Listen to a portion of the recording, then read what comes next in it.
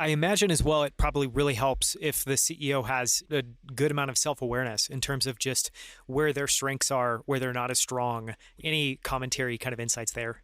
Yeah, this was something where Andy actually has an extraordinary level of self-awareness to the point where I found it like very shocking as a young person to be hearing someone so openly talk about their own flaws and then my flaws as well. Like it was a culture of radical and transparent feedback. They had recently taken a business school class. Both of the founders had went to Stanford's business school called Touchy Feely, where everybody was very in touch with their emotions. And I was not in touch with my emotions at that age. And so it became this thing where I had to like really mature quite quickly. I had to learn that you don't get strength from hiding your weaknesses. You actually get strength from identifying those weaknesses and being open about them so that you can help other people help you get better. And that was a massive learning for me.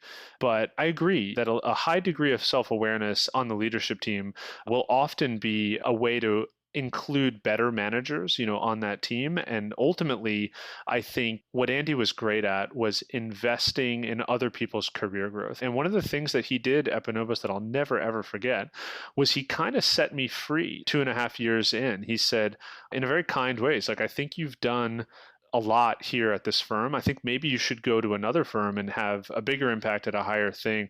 And he's like, I'm not going to fire you. This is ultimately your call, but I think your career is going to grow faster elsewhere than here. And that for me was this like blessing because it allowed me to opt into like doing a proper job search without the fear of like not having time left. And that was when I found Josh at TellApart.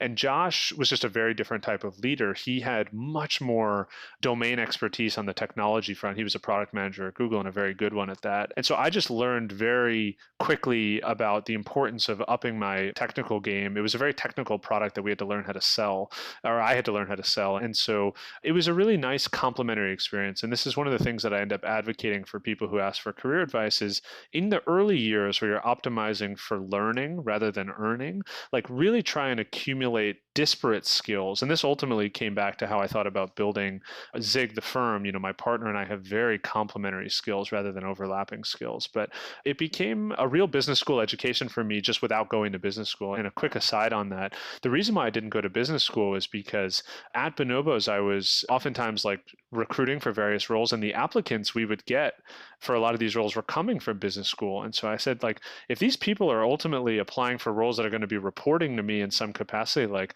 I'd be crazy to go back in time and go to business school. And so I think I missed out on a lot of fun, but I actually think that working in the companies was the fastest way for me to grow.